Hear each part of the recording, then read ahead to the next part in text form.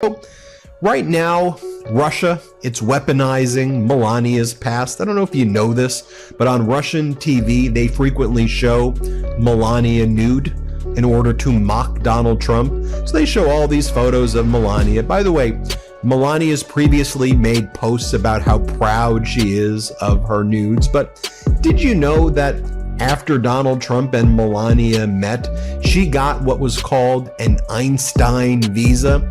She was treated like a genius, an exceptional achievement visa that gave her a fast track to become a United States citizen. In a surprising turn of events, the woman once hailed by Donald Trump as the most elegant first lady in the history of the United States has become the focal point of a media storm on Russian television.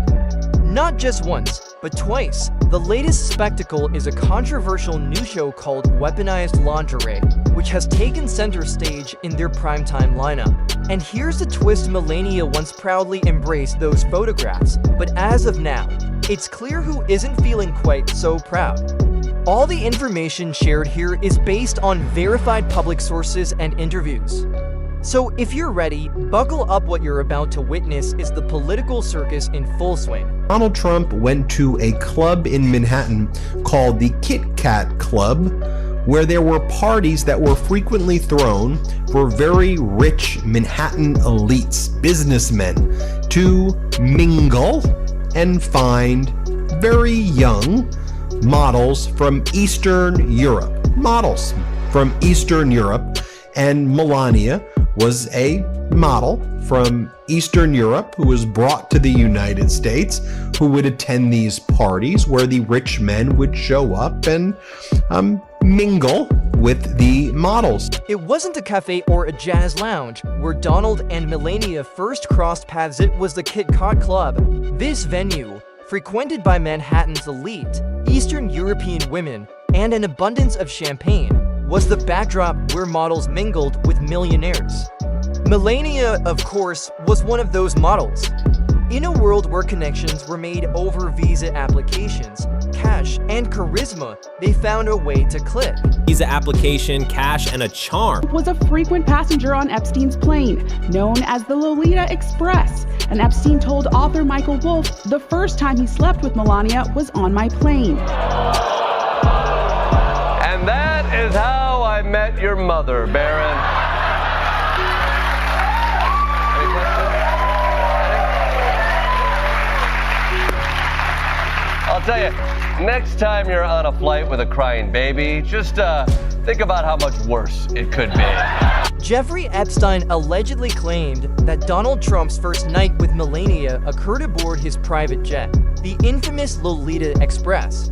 It was during this flight, somewhere between clouds and controversies, that little Baron was conceived. But the story doesn't end at the club. According to Epstein, their connection began mid-flight. Now Russia's out there posting those photos of Melania's nudes that she got an Einstein visa for. So you could...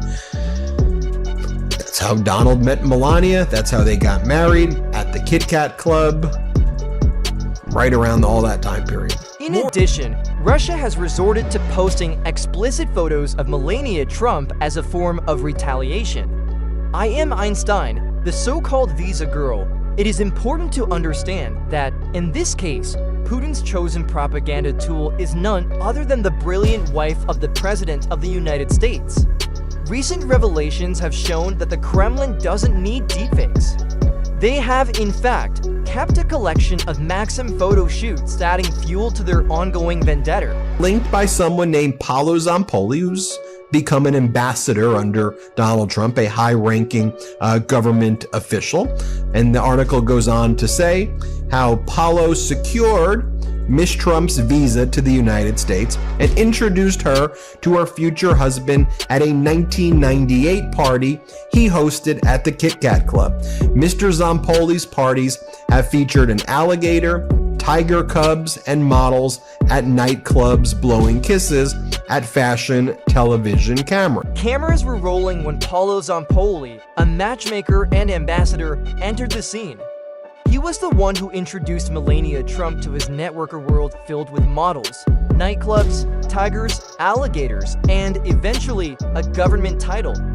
With his help, Melania secured her visa, courtesy of a man who ran his own version of Noah's Ark, albeit with champagne and immigration lawyers. Forget about the notion of love for a moment. This was, after all, just a visa. Believe me when I say the story is about to take an even wilder turn.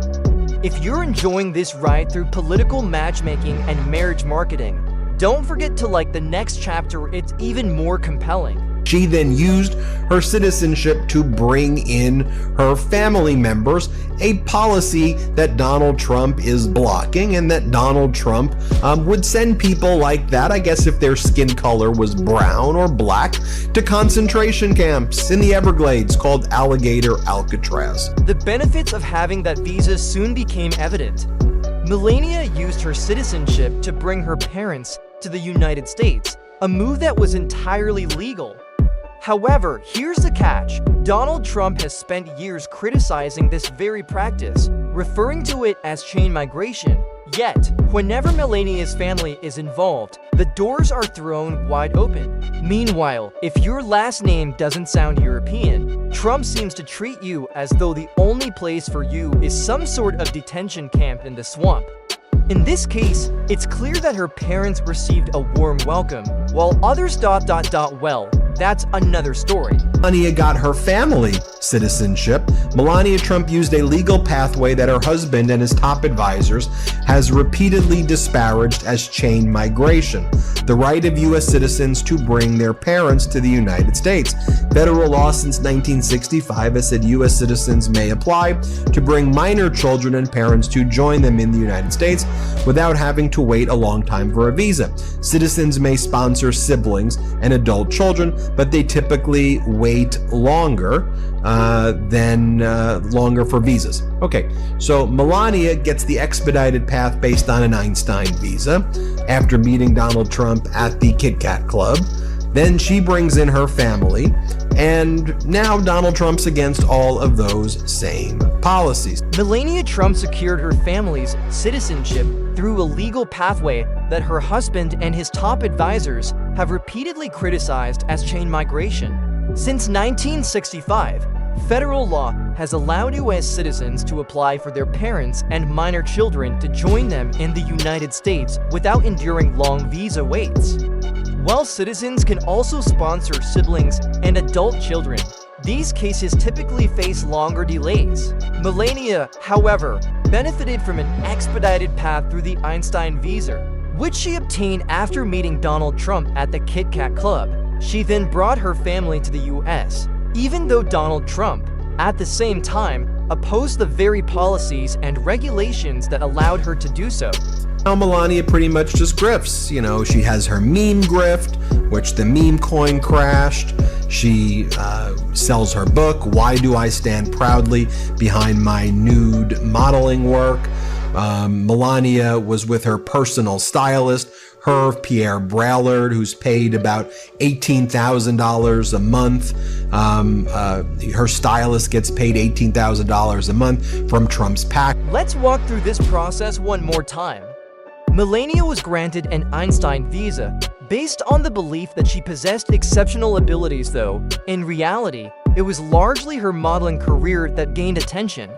She then used this visa to expedite the process of bringing her parents into the United States. Now, the very man who benefited from this procedure, Donald Trump, is pushing to make it illegal for others to do the same. This goes beyond mere hypocrisy. It's a full-scale policy contradiction. Gotten paid $155,000 for doing speaking engagements for Donald Trump. You know, she shows up at a location, she sits at a location, she gets paid $155,000 for doing that. You know, and, you know, I guess one of the questions as well, she sells the Meta Rose, this photo, it's a digital photo that she sells for $150. I mean, I guess when Donald Trump calls his supporters stupid, I guess anybody buying a $150 digital image of a Meta Rose, I don't even know what that means is, you know. Now that Melania has completed her tenure as First Lady, she seems to have transitioned into a full-time grifting career. It was recently revealed that she published a book titled Why I Stand Proudly Behind My Nude Modeling Work. Subtle, indeed. Her stylist, who receives a monthly salary of $18,000, doesn't exactly embody what you'd expect from high fashion, but rather a line item in the government budget. It appears she's willing to sell more than just her self-respect. At present, her brand combines both nostalgia and NFTs, further capitalizing on her public persona. She was also one of the biggest spreaders of the birther conspiracies against former President Obama. She was used by Donald Trump frequently to go and attack Obama. Moreover, Melania's comedic talents don't end there. She commands a staggering $155,000 simply to show up and sit still. This isn't even a speaking engagement. Renting furniture of that caliber has become a luxury. Another one of her ventures is the Meta Rose, a digital flower that she sells for $150 per unit. Forget about the art, this is performance. It's truly ironic, Melania Trump is capitalizing on the very insult Donald Trump leveled at his supporters by calling them stupid. You couldn't make this up, but for $150, you can buy it. What is this with the birth certificate obsession? Did he ask to see yours when you met him? I needed to put mine anyway, because if you want to become an American citizen, you need to put the birth certificate. Right. I have a birth certificate from Slovenia.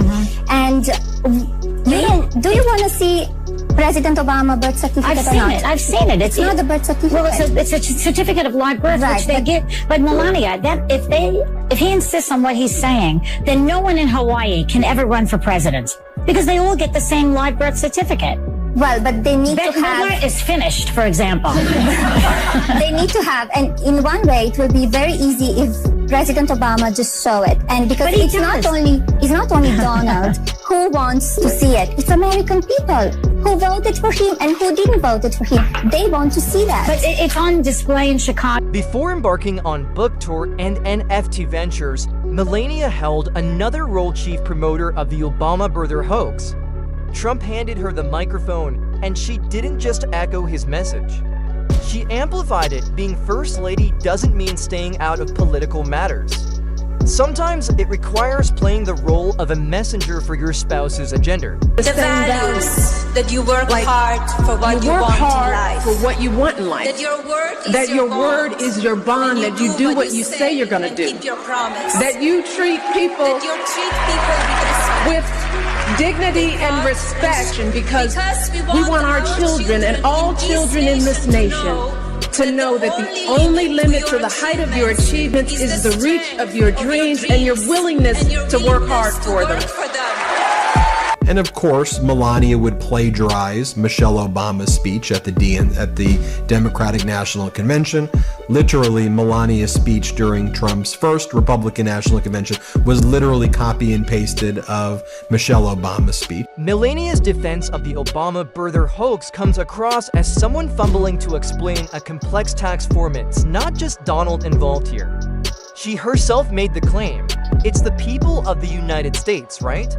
However, this is a stance devoid of patriotism.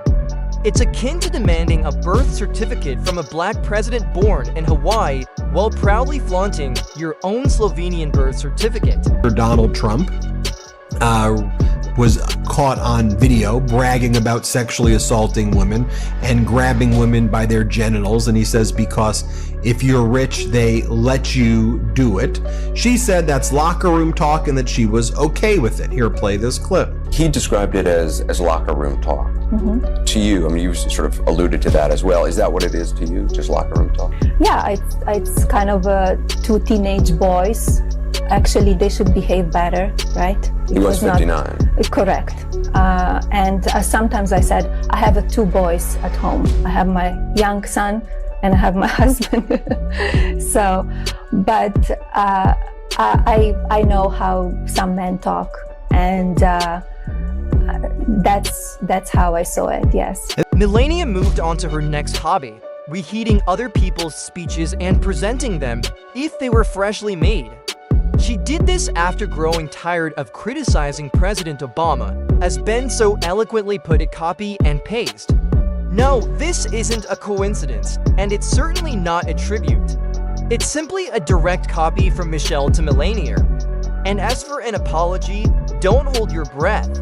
In the world of Trump, accountability is just another headline in the fake news cycle. If you think that was a strong statement, buckle up, we're just getting started. Grab some popcorn, because you won't want to blink, you won't want to miss what's coming next. Melania saw Stormy Daniels in Vogue. Here, play this clip. Around the time when you released the best-selling book, Melania and Me, there was that audio recording where Melania was livid that Stormy was going to be on the cover of Vogue or in Vogue, and she was calling her like a porn star hooker, and she was saying that to you. They're putting the porn star in the front, and this is so embarrassing. So she's always been humiliated by the Stormy ordeal. Now, if we put the copy-paste scandal involving Melania aside for a moment, it's time to focus on the first couple. Melania defended Trump's infamous boasting about groping women, dismissing it as locker room talk, while Trump continues to brag about it. At 59, he wasn't a teenager, yet his actions suggested otherwise. Melania remarked, "I have two boys at home, my son and my husband, respectively." If you have a grown man for a husband who acts like a teenager, you might want to reconsider giving him the nuclear codes. You think that added to the torment of Melania just knowing her? I don't think Melania understands torment, as crass as that sounds and as sad as that sounds. I'll never forget, and I shared the audio with you. Melania did, she called me and she goes, Anna Winter, editor-in-chief of Vogue magazine, put the porn hooker in Vogue. Now, I was like, what? She said she shot the porn hooker. And I didn't know what she was talking about, and you hear my reaction. And in that reaction, Melania's only concern was that Vogue was actually profiling Stephanie Clifford, Stormy Daniels. Not anything about the fact that the conversation in everyone's households was that Donald was having an affair with Stormy Daniels at the time. There's little logic to Melania's actions. Despite everything, she continued to defend her dignity. Her behavior became even more perplexing amid the Stormy Daniels affair. Although Stormy Daniels graced the cover of Vogue, Melania showed no signs of moral outrage over the affair.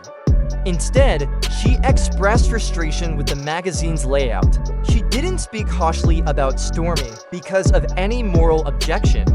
She did so because Vogue chose Stormy over her. Melania didn't seem to feel the sting of betrayal. Even during the chaotic Daniels controversy, her setbacks seemed to be more about style than substance. Despite what the media says, Melania remains a steady PR presence, always on top, with everything else lingering somewhere in the periphery. He's able to compartmentalize so completely and so utterly uncaringly. There is no, she knows who she married and he knows who he married. She knows what she got into and she knows what she gets from this marriage. And that's more important than anything. She's not just the stepmom of these 4 little boss babies. She's the nation's stepmom. There for America every other weekend and on holidays. So when she saw the bullying epidemic that was tormenting the country, she stepped forward with a grammatically courageous initiative. Today, I'm very excited to announce Be Best, an awareness campaign dedicated to the most valuable and fragile among us.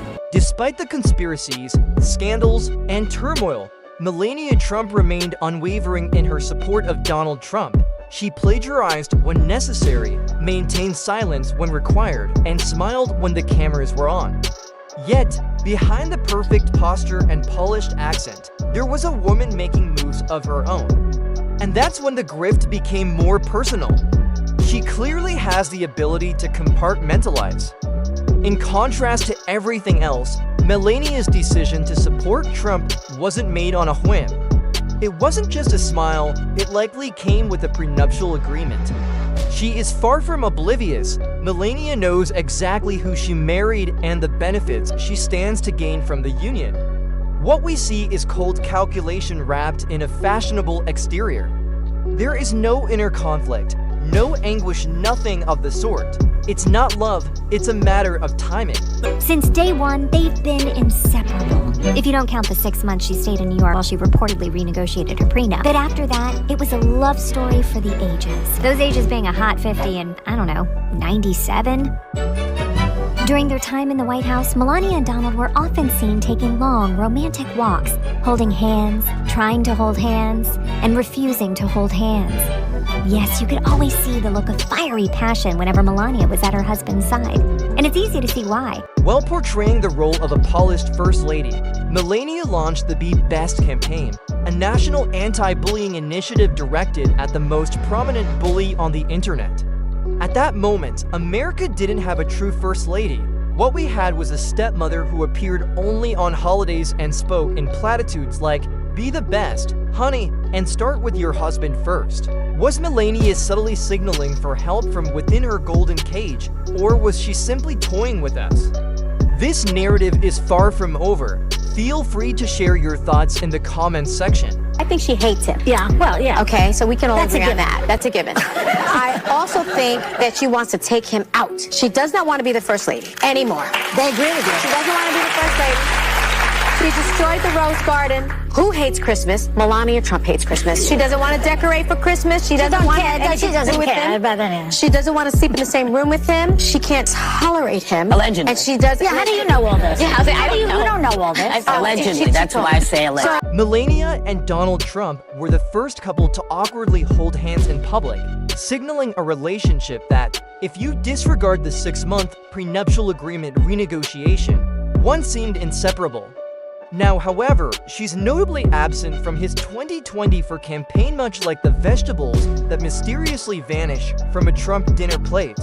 It seems there's a time limit on standing by your man, and at this point, it smells more like self-branding than loyalty. Now you know who has been bragging all over the campaign trail about how he's the one that overturned Roe v. Wade, but apparently his wife has different thoughts on the reproductive rights after posting this video plugging her memoir. Take a look. Individual freedom is a fundamental principle that I safeguard. Without a doubt, there is no room for compromise when it comes to this essential right that all women possess from birth: individual freedom.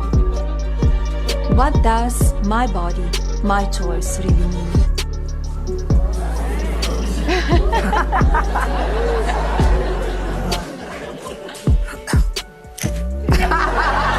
For those still wondering how Melania is truly feeling, The View provided the clearest expression. She despises him to the core.